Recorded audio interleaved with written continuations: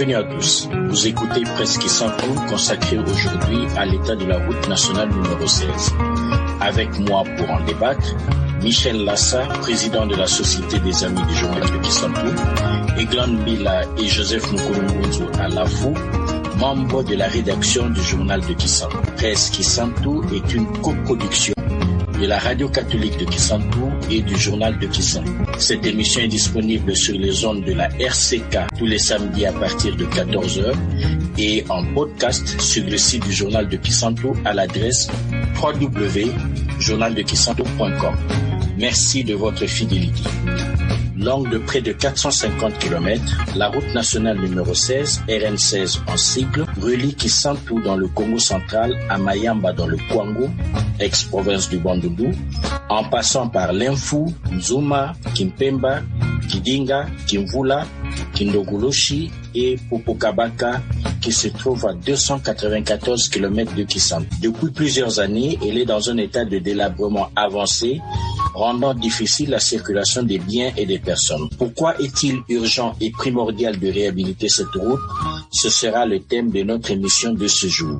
Encore une fois, bienvenue à tous et merci de votre fidélité à ce programme. Dans quel état se trouve aujourd'hui la route nationale numéro 16? Écoutez ce qu'en dit M. Mpieko du Bureau diocésain de développement. Il décrit l'état des ponts qui se trouvent sur cette route. Mais les ponts sont en mauvais état. Je vous dirais que les deux ponts, les ponts Nzuma et Bongolo, c'est le BDD qui a remis l'argent à l'office des routes pour travailler ces ponts. Mais c'était, je dirais, c'est pas des travaux durables. Parce que l'office des routes, quand bien même il a remplacé les pièces métalliques en dessous, mais c'est les bois qu'on a installés au-dessus. Si vous y passez maintenant, vous allez trouver ça commence à se ronger.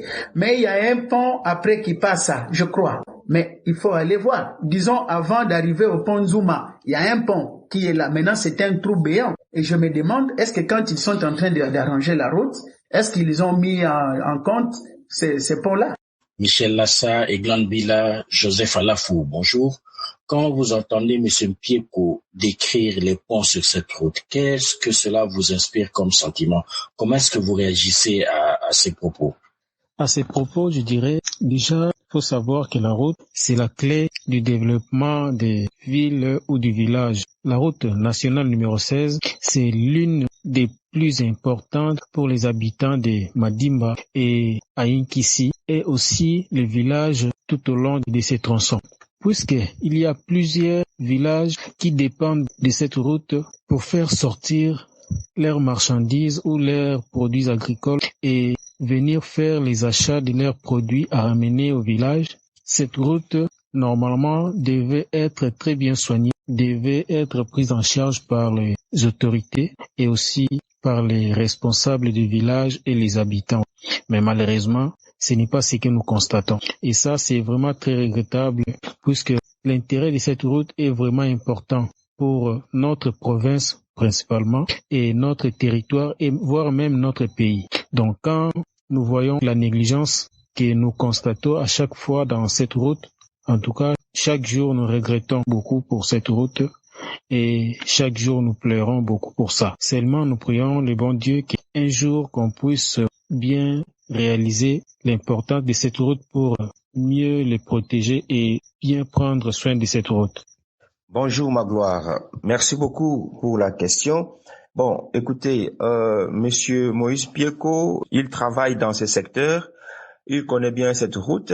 Ça ne passe pas un semestre qu'il ne prenne la route sur cette hauteur de Ngidinga et voire même Kimvula. Ce qu'il dit ne peut être que vrai parce que c'est un routier, lui. Alors, disons maintenant par rapport, qu'est-ce que ça me dit cette déclaration? Je trouve que c'est désolant parce que vous voyez, c'est une route qui est d'un intérêt économique important, mais qui est très souvent négligée comme ça. Et les ponts, vous voyez, quand un pont est en mauvais état, les risques que les citoyens courent, tous ceux qui traversent sur ces ponts le font avec beaucoup de risques.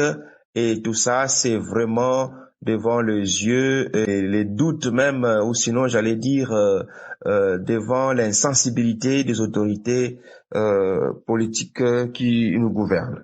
Bonjour Magloire et bonjour à tous nos auditeurs. Déjà c'est décevant parce que on voit comment est-ce que une route aussi importante que celle-là est vraiment négligée. Mais moi, je me pose aussi d'autres questions parce que si on attend à tout moment qu'il y ait des autorités qui viennent nous arranger de route et nous réparer ceci, cela, rien n'évoluera parce que ce n'est pas aujourd'hui cette route-là. Vous savez combien de fois on a lancé des travaux, donc c'est pas une première fois. Mais moi, je me demande qu'est-ce que la population fait parce que normalement, il y a des comités qu'on appelle de CLER, des comités locaux d'entretien routier. Ils sont là pour entretenir des routes, mais pour sensibiliser aussi à ceux qui habitent tout au long de ces routes-là, et pouvoir se mobiliser pour quand même aller couvrir des trous tout au long de la route, essayer un peu d'aplanir sans pour autant attendre quelque chose de l'État, mais grâce aux contributions de chacun, ils pouvaient bien faire quelque chose. Alors, moi, c'est un peu la question que je peux me poser là, c'est un peu ce que font les autres, ce que fait la population et le chef des groupements et tout, parce que cette route-là, c'est vraiment une très longue route et ça va très loin. Alors si au moins cette population environnante de cette route-là se prenait un peu en charge pour essayer un peu de boucher ces trous et de pouvoir entretenir la route, je crois qu'on n'aurait pas vraiment ces problèmes-là. J'ai suivi comment est-ce que on a réagi par rapport à l'interview que nous venons d'entendre là.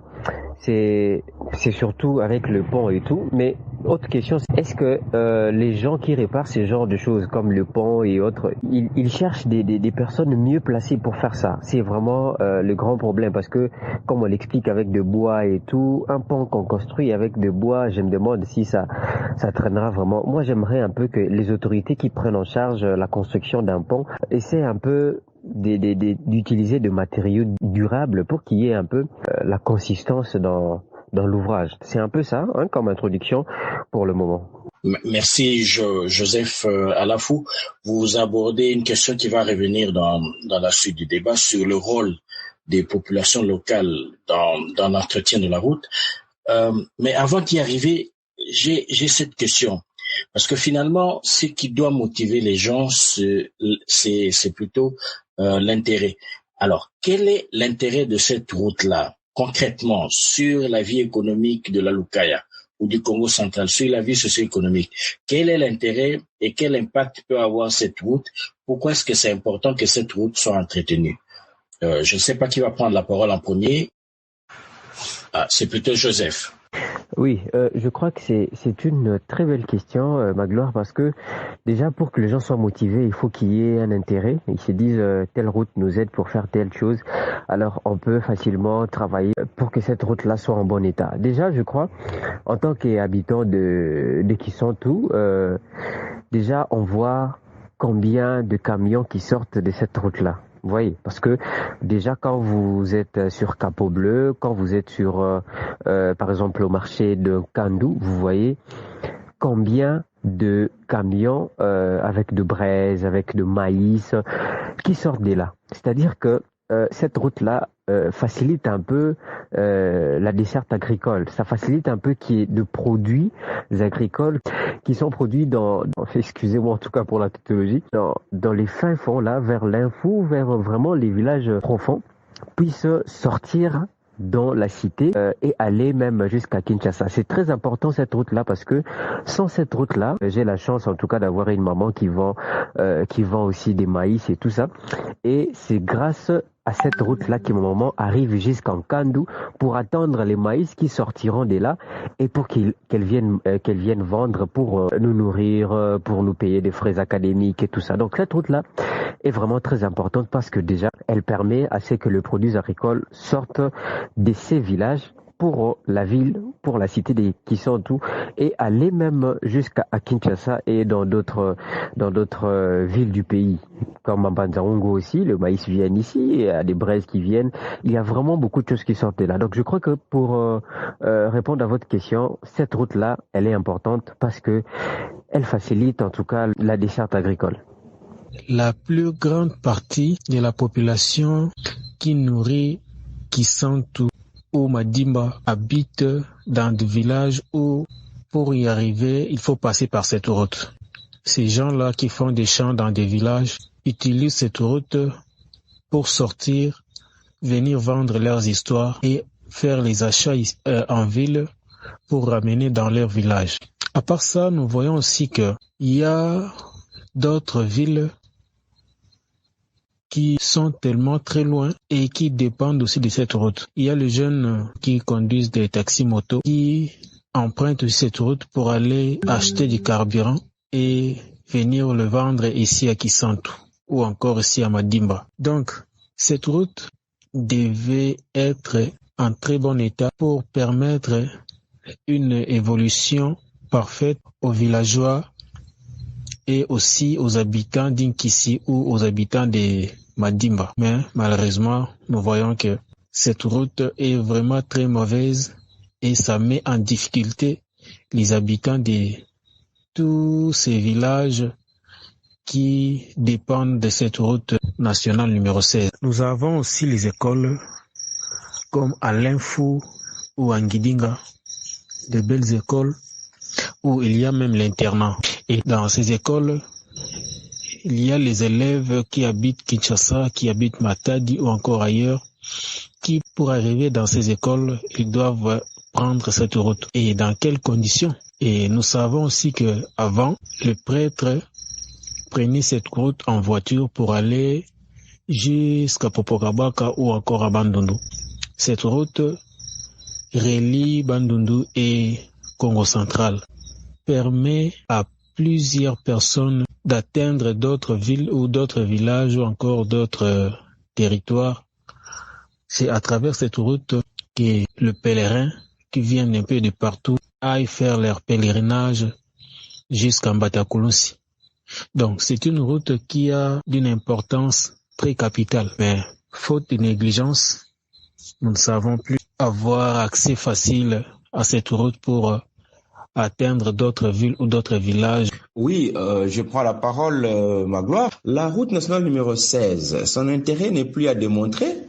Comme il est dit dans nos entendements, à moins que l'on soit insouciant et qu'on se foute de 1,1 million habitants qui vivent dans la Lukaya. Parce qu'en effet, dans les 3 territoires qui constituent l'ancien district de la Lukaya, 2 territoires sont étroitement liés à la route nationale numéro 16. Les territoires de Madimba et les territoires de Kimvula, qui représentent au moins 77% de l'ensemble de la population de l'ancien district. Donc, nous avons plus ou moins 850 000 habitants dans ces 2 territoires. Déjà, c'est un potentiel humain incontestable pour le développement en termes de facteurs travail.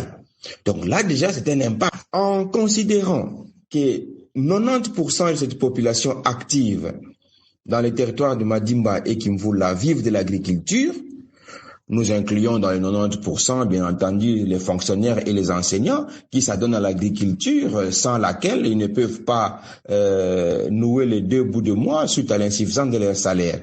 Donc, si on considère cette population et 90% de cette population active de ces 2 territoires, le surplus de production non affecté à l'autoconsommation est déversé sur le marché local. Et sur le marché local, même aussi sur le marché urbain. Parce que ça va dans des villes, à Kinshasa et même à Inkisi, nous recevons le produit venant de ces coins. Donc, c'est déjà un intérêt économique que joue ce rôle, qui est de permettre d'abord le transport de ces biens produits en ces milieux. Du coup, la vie du paysan s'inscrit dans une économie marchande, où le transport et autres infrastructures de communication sont déterminants pour les revenus des paysans. En l'occurrence, c'est la route nationale numéro 16. Donc, du coup, il y a de l'intérêt sur cette route parce que le prix des produits agricoles sur le marché local est souvent fonction du coût de transport et du prix de ces produits sur les marchés urbains. Donc, il faut déjà voir que l'implication de cette route est énorme sur le niveau du revenu du paysan. Mais également la durée d'acheminement des marchandises sur le marché, qui souvent est aussi très important, surtout pour les produits périssables. N'est-ce pas? Cela influera sur le prix des biens. Donc, le revenu du paysan est pratiquement lié à cette route nationale numéro 16 qui doit permettre l'évacuation de produits réalisés par le paysan dans plus ou moins, comme vous avez dit, 450 kilomètres de route. Combien de vies sont tenues à cette route? Donc rien qu'à ce titre, la route nationale numéro 16, en parfait état, mais il a un impact considérable sur la qualité de la vie de près d'1 million de citoyens congolais qui accroîtront leur production, par conséquent, plus de revenus. Donc, ce revenu supplémentaire leur permettra d'accéder à l'éducation, aux soins de santé de qualité, à un habitat décent et à l'épargne, qui est le moteur de l'investissement. Donc, comme vous voyez, cette route a servi dans les années 80, dans les années 70, et ça a permis aux gens de se développer et de se faire fortune. Mais pas aujourd'hui, pas aujourd'hui. Et il faut pas seulement voir les aspects en rapport avec la production agricole, mais il y a aussi de l'intérêt pour les populations rurales qui vivent, même aussi d'autres populations en dehors de celles rurales, qui vivent dans les milieux urbains, mais qui viennent faire le travail d'intermédiaires commerciaux, comme de chauffeurs, de transporteurs, de courtiers, de commerçants, tous ces gens-là, voire même les ménages urbains consommateurs de produits provenant de ces deux territoires qui jalonnent la route nationale numéro 16. Voyez-vous, Magloire? Donc l'intérêt est énorme, l'intérêt économique y est. À vous entendre parler, si cette route était en meilleur état, le niveau de pauvreté qu'on connaît dans la Lukaya ne serait pas ce qu'il est, parce qu'apparemment c'est quand même la partie de la province du Congo central qui semble être la plus pauvre. Alors, mais comment expliquer que avec tous ces éléments-là que vous apportez, avec ce potentiel humain, plus d'1 million d'habitants à peu près, avec ce potentiel économique, parce que la vallée des Link ici est très propice à l'agriculture, pourquoi est-ce que on a le sentiment que le gouvernement central, à qui il incombe le devoir de s'occuper des routes nationales, pourquoi est-ce que ce gouvernement central semble négligent par rapport à cette route nationale numéro 16? Avant de vous laisser répondre à cette question, je voudrais que vous écoutiez ce qu'en pense M. Mbosso Kiamputu, député honoraire de la circonscription de Madimba, et actuellement président du conseil d'administration de l'Université Congo. Écoutez ce qu'il m'a dit au cours d'un entretien que j'ai eu avec lui pendant que je préparais cette émission. Et ensuite, je vous laisserai réagir à ses propos et répondre si vous avez un autre point de vue quant à ce qui concerne l'attitude du gouvernement central sur cette route, la route nationale numéro 16. Je vous laisse écouter M. Mbosso. Au niveau des autorités du gouvernement de notre pays, on a toujours tendance à dire que le Congo central est gâté, le Congo central a de bonnes routes, n'a pas de problème. Vous voyez la route nationale, Kinshasa, Matadi, Boma, et donc nous pouvons nous évacuer nos produits facilement. Je leur ai toujours dit que c'est vraiment une illusion et de mauvais goût parce que le gros de la population ne vit pas le long de la route nationale numéro 1 Kinshasa-Matadi. Le gros de la population est dans les villages et c'est là où se fait la grande production agricole et cette production-là ne peut pas arriver sur la route nationale avec des routes aussi délabrées que la route nationale numéro 16 qui s'entoure Ngidinga Kimvula, que la route de Nkamba, c'est pareil, les routes qui vont vers l'Ouozi, c'est pareil, c'est même les routes qui vont à l'intérieur du bas-fleuve, Madouda, Tsanganor et tout ça.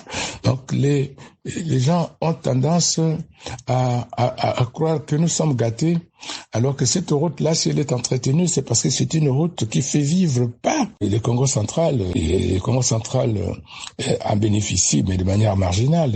Ça fait vivre toute la République et même peut-être des pays voisins puisque les produits qui passent par cette route, d'ailleurs, qui se dégradent beaucoup, puisque cette route n'était pas conçue pour transporter des gros tonnages, des gros conteneurs qui devaient passer par les chemins de fer. Et cette route doit aussi être alimentée par des petits ruisseaux qui sont les routes de dessert agricole, qui, elles aussi, ne bénéficient pas d'une attention au niveau provincial et au niveau local. Comme vous l'avez entendu, pour M. Mbosso, la RN16 serait victime de sa proximité avec la route nationale numéro 1, qui fait comme écran et qui donne l'impression pour les autorités centrales qu'il n'y aurait pas de problème de route dans le Congo central à partir du moment où nous avons une route asphaltée qui traverse toute la province. Et on a l'impression que le Congo central est gâté, n'a pas d'autre problème, puisqu'on a déjà une route qui est asphaltée. Comment est-ce que vous réagissez à ces propos? En fait, pour ma part, déjà, le fait de dire que le Congo central est gâté, c'est, je sais pas, c'est de l'utopie ou quoi, parce que normalement, les autorités qui sont à Kinshasa devraient entendre ce que leur disent les députés qui sont ici au Congo central et qui savent les réalités du Congo central. Parce que quand eux disent que le Congo central est gâté à partir de la nationale numéro 1, ils oublient que nous n'avons pas que la nationale numéro 1. Nous avons plusieurs autres routes non asphaltées et qui ne sont pas en bon état en tout cas et qui ne permettent pas aux produits agricoles de sortir jusqu'en ville et aller jusqu'à Kinshasa. Donc le fait de dire que le Congo central est gâté, moi je trouve que c'est pas normal parce que c'est un peu selon les dires de M. Mbosso, c'est en fait ce qui décourage en fait ces autorités-là de prendre en charge un peu les différentes constructions ici au Congo central parce que c'est pas normal. Quand ils disent que c'est gâté pour eux, donc toutes les routes sont bonnes. Or nous qui vivons là, nous savons que ce ne sont pas toutes les routes qui sont en bon état. Et pour que ces gens-là soient motivés à réparer un peu toutes ces routes qui sont un peu en mauvais état ici au Congo central, nos députés à nous, nos élus locaux qui savent, qui connaissent un peu les différentes réalités. Ils vont partout pour faire des campagnes. Ils entrent dans les villages et ainsi de suite. Et ils doivent se demander comment font-ils pour arriver là? Est-ce que les différentes routes sont en bon état? Et quand ils apportent ces arguments-là auprès des autorités qui décident, on doit tenir compte de tout cela parce que ils savent palper du doigt ce qui se passe au Congo central. Les autres restent à Kin, mais eux, ils viennent là parce qu'ils sont du Congo central.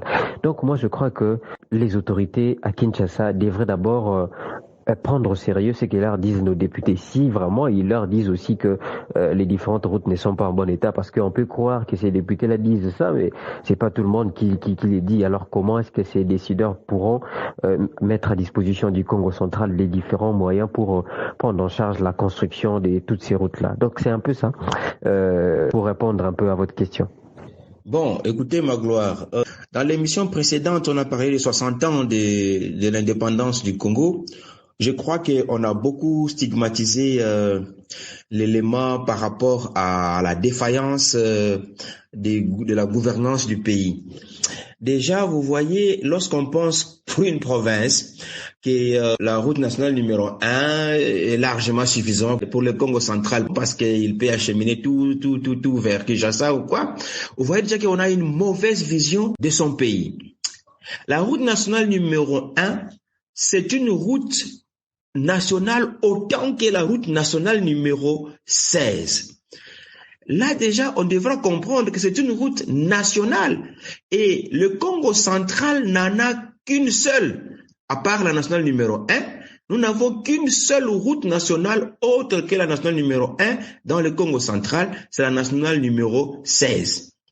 Donc, le gouvernant, nous avons beaucoup de routes nationales dans ce pays.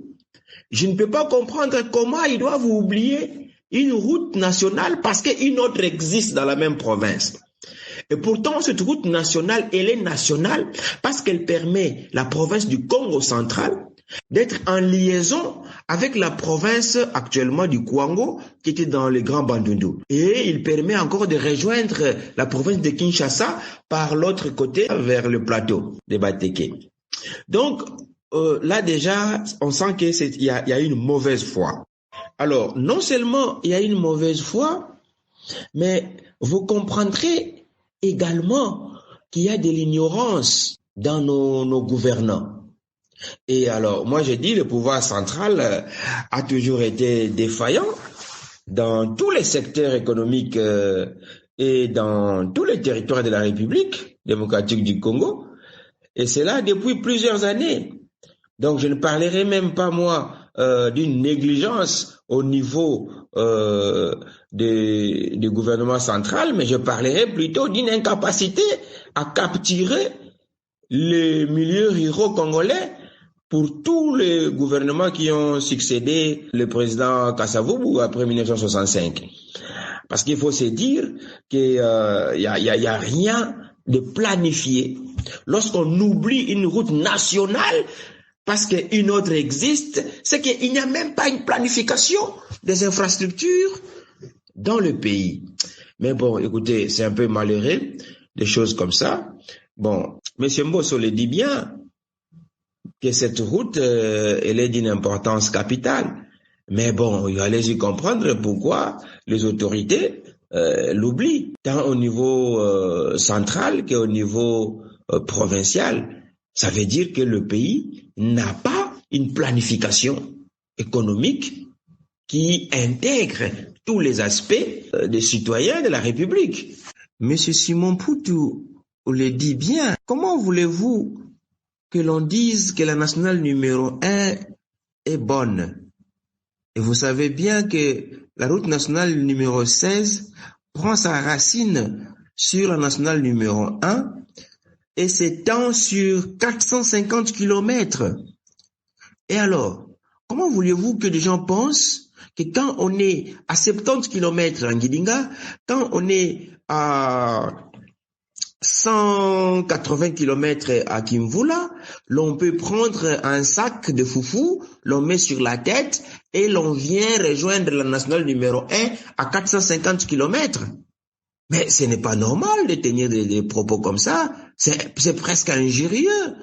La route nationale numéro 16 ne les intéresse tout simplement pas parce que dans la plupart de nos dirigeants au gouvernement, depuis l'époque de Mobutu, se disent que le Congo central a bénéficié de beaucoup d'investissements pendant l'époque coloniale et de faire le contrepoids pour développer les autres provinces. Mais malheureusement, ils n'y arrivent même pas. Même les autres provinces là, l'état des routes, nous les voyons à la télé aujourd'hui, qu'il y a la démocratie où toutes les médias peuvent mettre les images par-ci par-là. Donc nous voyons que c'est un faux fuyant. C'est un faux fuyant. Mais évidemment, tout ce qui nous intéresse, c'est la nationale numéro 1, parce que c'est pour se rendre à Matadi, où il y a beaucoup d'argent qui flotte, où il y a les entreprises qui fonctionnent et qui constituent le poumon économique du Congo central pour ravitailler Kinshasa, la capitale. Donc voilà, c'est ça qui les intéresse. Mais le reste, ce qui est du développement des milieux ruraux du Congo central, un peu comme aussi de l'ensemble du pays, personne ne s'en occupe. Voilà un peu ce que je pourrais dire. Je trouve que la négligence de cette route est politique parce que tous ceux qui viennent ici pour lancer les travaux de la réhabilitation de cette route ne continuent pas leurs travaux. Ils viennent seulement et puis ils lancent les travaux pendant que les caméramans des différentes chaînes de Kinshasa sont en train de filmer pour aller montrer partout que voilà, nous faisons le boulot. Mais après quelques temps, ils abandonnent. Et aussi, les gouvernants ici dans notre province, apparemment c'est comme si quand ils sortent de l'argent pour les travaux de cette route, l'argent qui sort, ce n'est pas vraiment pour les travaux, mais par contre, c'est pour leur poche. Parce que quand on sort l'argent, ils viennent, ils commencent les travaux et puis à un certain moment, ils arrêtent et puis il n'y a plus rien. Et aussi avant, je crois vers les années 60 ou les années 80, il y avait ce qu'on appelle les cantonniers, ceux qui travaillaient dans la route, ceux qui essaient un peu de maintenir la route en bon état. Ces gens-là étaient payés par l'État, on dirait. Et ces gens-là étaient simplement les habitants de chaque village qui est dans ce tronçon de cette chemin, de cette route nationale numéro 16, ce sont ces gens-là qui prenaient en charge la propriété et la maintenance de cette route. Et aujourd'hui, ces gens-là ne sont plus, parce que ces gens-là ne sont plus payés. Ils doivent vivre, ils doivent survivre et ils vont aller vaquer à leurs propres activités pour subvenir à leurs besoins. Et voilà d'où vient la négligence de cette route nationale numéro 16. Et s'il faut dire que la route nationale numéro 1 est au bénéfice du province du Congo central, moi je dirais c'est à 75% faux, parce que la route nationale numéro 1 permet simplement pour les transports des histoires qui viennent de Matadi à Kinshasa.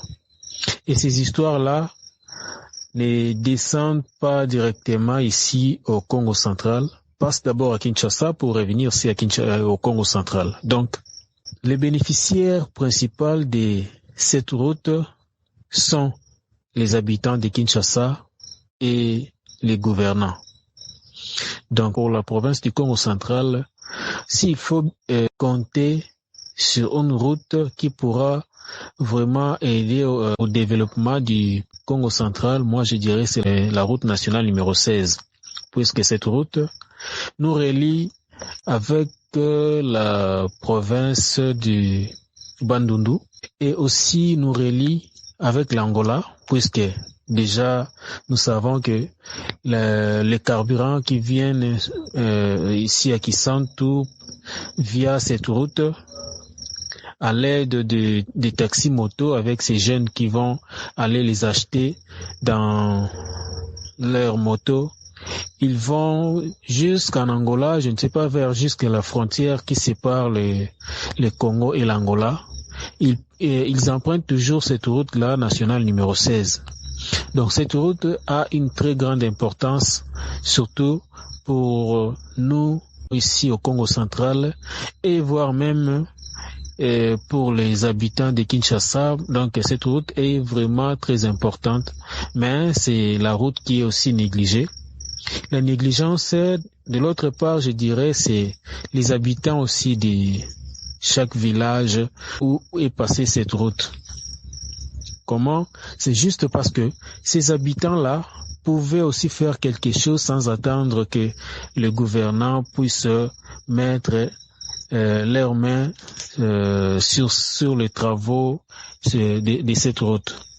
Chaque habitant ou encore chaque chef du village pouvait aussi dire quelque chose pour les travaux de la réhabilitation ou le maintien de la bonne état de cette route.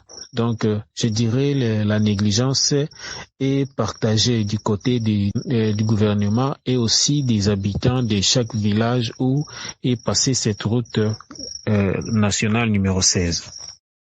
Les propos des Glondes me tendent la perche pour aborder la dernière partie de cette émission. L'heure avance, il nous reste une dizaine de minutes, tout au plus. Vous avez parlé des cantonniers et cela me permet de poser la dernière question. On a fait le point, on a vu ce qui se passe. Il faut à un certain moment arrêter de pleurer et essayer d'agir. Dans l'histoire de cette route, on se rend compte qu'il y a eu des réparations, il y a eu des travaux, mais je vais encore vous faire écouter M. Mpieko. Il parle de la dernière réparation qu'on a eue au niveau du pont de Malele et écoutez ce qu'il en dit. Un mois après l'ouverture, les assises, donc là où il y a les quilets, ouais, c'est déjà fissuré de part et d'autre sur le pont Fidi. C'est fissuré de part et d'autre. Un mois après l'ouverture de ces ponts. Donc c'est du travail à reprendre sur le pont Fidi. Je ne sais pas, mais c'est difficile parce qu'il faut voir la masse de béton qu'on a placée et tout est fissuré. Oh là là. De deux côtés, de part et d'autre du pont, c'est fissuré. Donc, non seulement cette route est négligée, mais quand on fait une réparation, quand on répare un pont, par exemple, comme c'était le cas en Fidi il n'y a pas longtemps, qu'est-ce qui se passe? Il faut un travail qui ne tient pas sur le temps. Il faut un travail qui ne tient pas sur un long moment. Alors, face à toute cette incurie, à ce qu'on est en train de vivre, et en plus, face au fait que lorsque cette route n'est pas en bon état, ce sont les populations locales qui en payent le prix.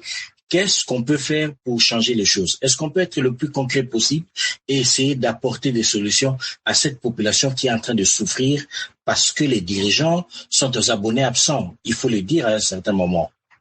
Bon, Magloire, écoutez, vous avez entendu dans l'interview que les travaux n'arrivent jamais à la fin, qu'ils sont souvent bâclés. Et là, nous venons de trouver un pont, en l'occurrence celui de Mfidi-Malele, réfectionné il y a à peine quelques mois dans le cadre des 100 jours de chef de l'État, mais déjà il présente des insuffisances. Donc, que voulez-vous? Est-ce qu'il faut se poser la question pourquoi c'est là? Moi, je pense non. La réponse est dans l'ouverture des différents procès sur les 100 jours. Et n'oubliez pas que l'office de route et l'office de voirie et de drainage sont concernés. Donc le Congo est malade. La corruption gangrène le pays, même au sommet de l'État, et ça pose des problèmes. Qu'est-ce qu'il faut faire concrètement? Bon, écoutez, moi sur cette question, je propose humblement quelques pistes. Dans la première serait d'appeler l'exécutif provincial à s'engager à la récupération des 40% de nos recettes provinciales à la source. Le président de la République qui prône l'état de droit, lui au moins doit comprendre que la retenue à la source des 40% des recettes provinciales est une disposition constitutionnelle qu'on doit respecter. Parce que si nous recouvrons cet argent, il peut beaucoup permettre à la province d'organiser certaines choses, notamment l'entretien et la maintenance de routes. En dépit des routes de la route nationale numéro 16, des autres routes des dessertes agricoles. On se souviendra que à l'époque de feu Musée Laurent Désiré Kabila, et on avait le gouverneur Mavouidi Babingi. À son époque, il recevait encore des subsides de la province, je crois 40% ou quoi, qui lui permettaient de subventionner, de doter les moyens dans les entités administratives décentralisées. Et ça a permis de créer certaines choses.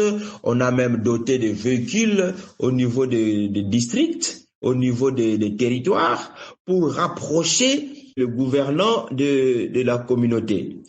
Et en cela aussi, renforcer certaines activités. Mais comment il est arrivé à cela? Il a dû organiser des ateliers économiques pour arriver à trouver une planification des activités. Donc, moi, je dis que revenir sur la rétrocession de nos 40%, moi, je ne parle même pas de la rétrocession, mais je parle de la retenue à la source qui est constitutionnelle. Deuxièmement, j'évoquerai toujours pour la province du Congo central, l'exécutif provincial doit continuer à militer pour récupérer la gestion des péages sur la nationale numéro 1. Le péage qui a été institué, créé par l'exécutif provincial de 2002-2006, à l'époque du feu gouverneur Ntata Ditumba, pour la collecte, ce péage a été créé pour la collecte des fonds d'entretien et de maintenance des routes de dessert agricole de la province du Congo central. Il faut que nous rentrons dans cet objectif premier. Au lieu qu'on nous arrache comme ça les péages, mais on nous dit c'est une route nationale, le péage doit être au gouvernement central. Mais non, mais le gouvernement central a son tronçon de route nationale sur Kinshasa.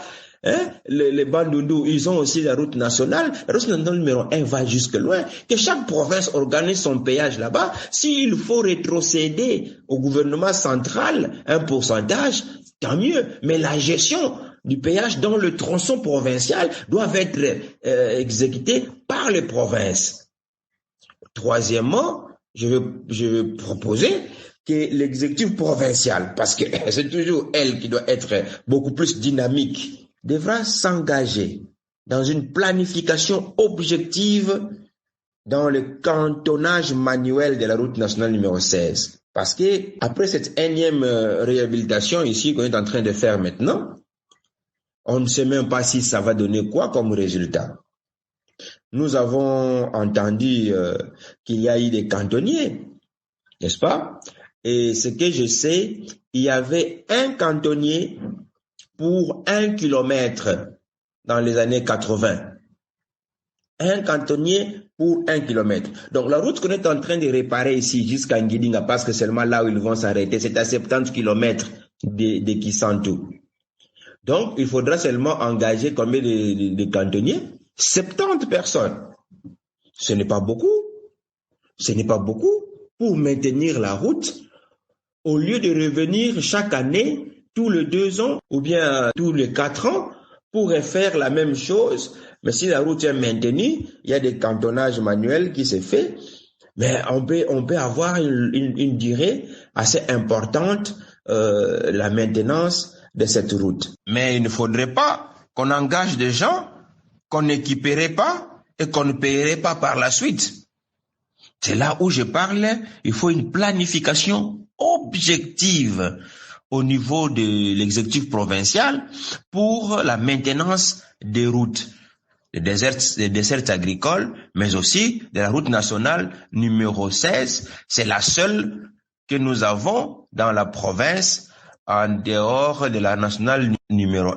Mais également, il y a aussi une autre proposition, la 4e que je peux faire, c'est d'appeler le gouvernement exécutif provincial, même s'il ne retire pas aujourd'hui les 40% de la rétrocession de nos recettes provinciales, mais le peu de pourcentage là qu'il reçoit, qu'ils arrivent à les répartir au niveau des entités administratives décentralisées et responsabiliser les chefs de secteur, responsabiliser les administrateurs du territoire.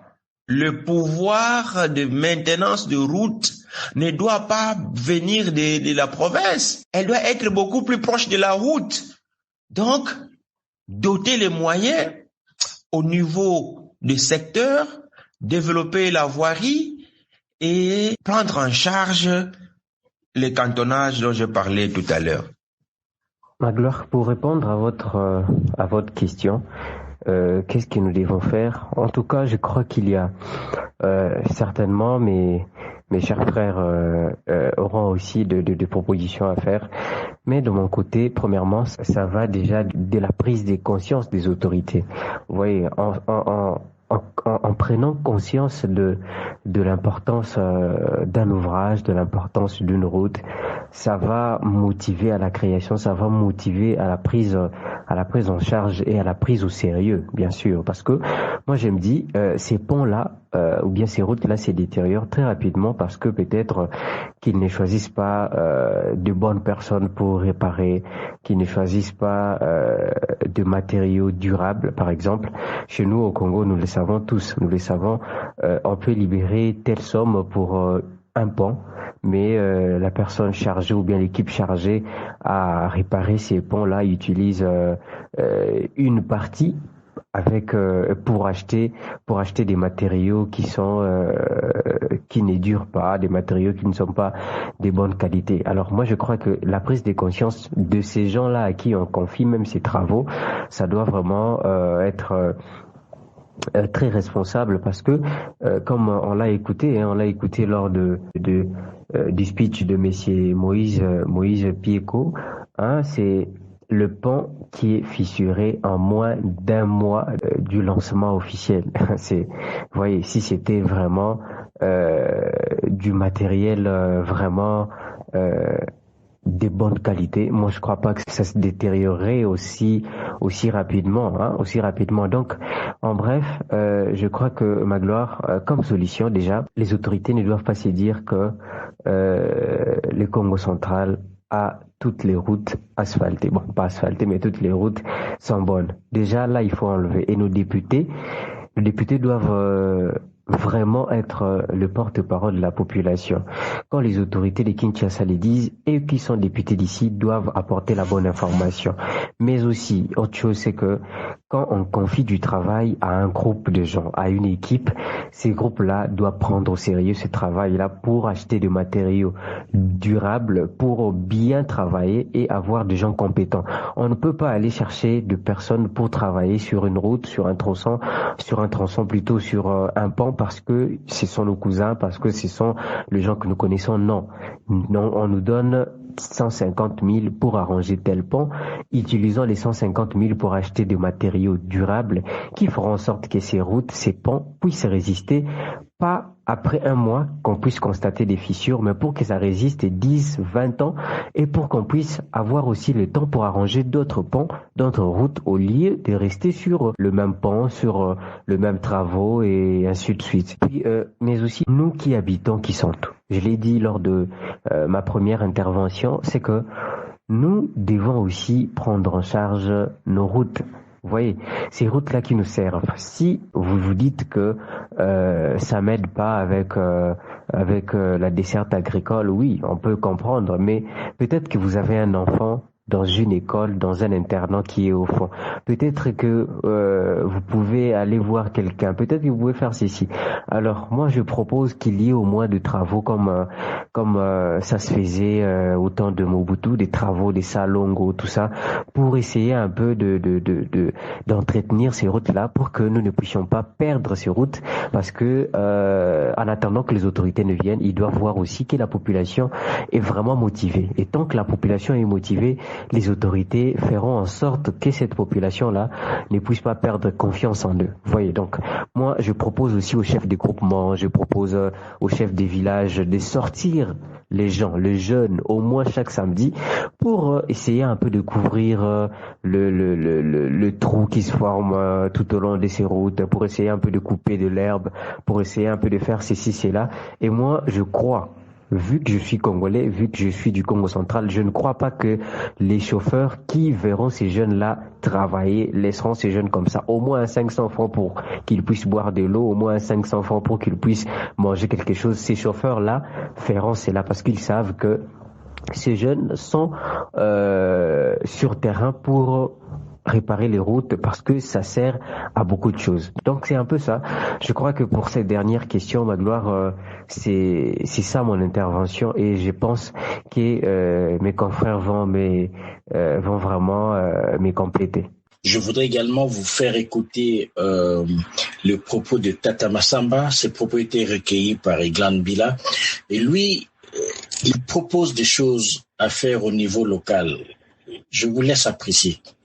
Au niveau local, c'est-à-dire mon atutago ezingela, jamudin teti tu faisais l'encarmo kabakisa en fononzela. Et tout ça ngane conscientisation, sensibilisation.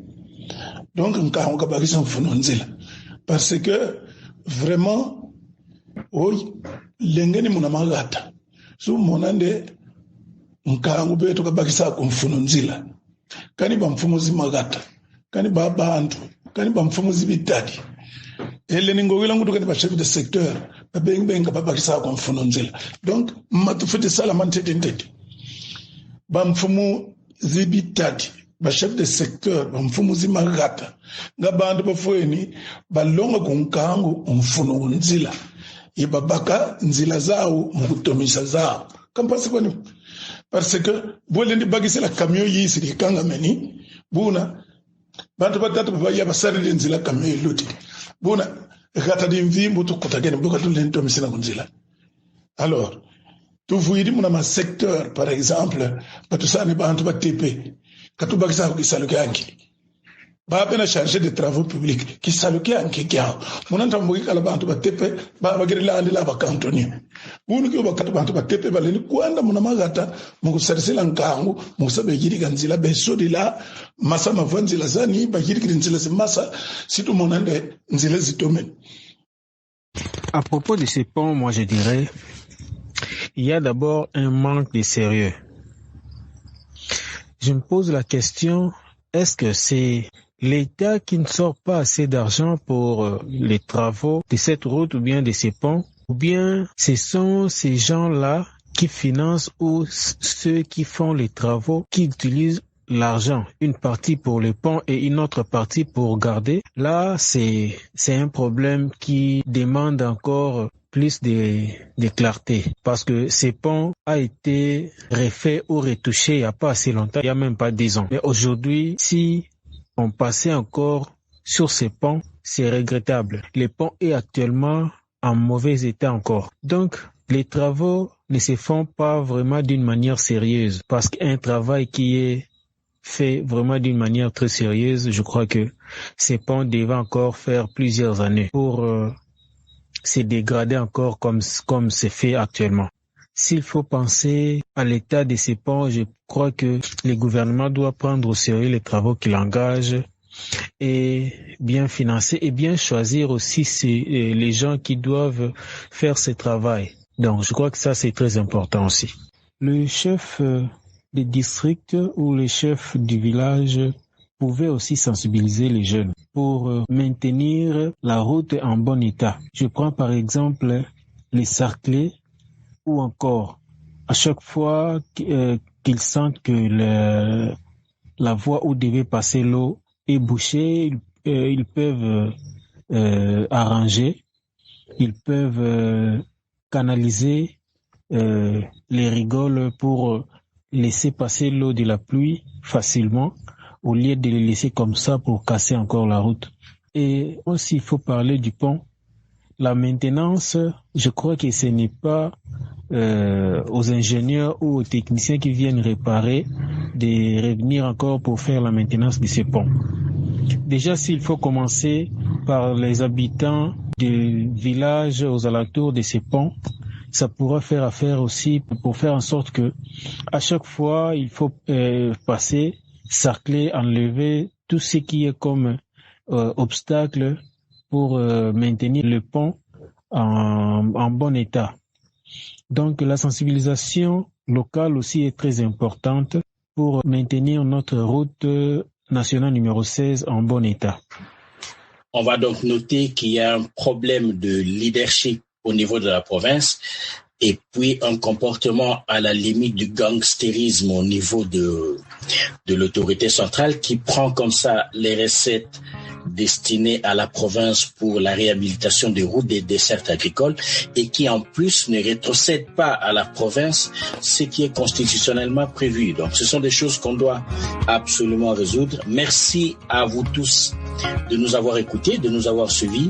Merci à Michel Lassa, merci à Eglon Bila, merci à Joseph Mukulungunzo à Lafou.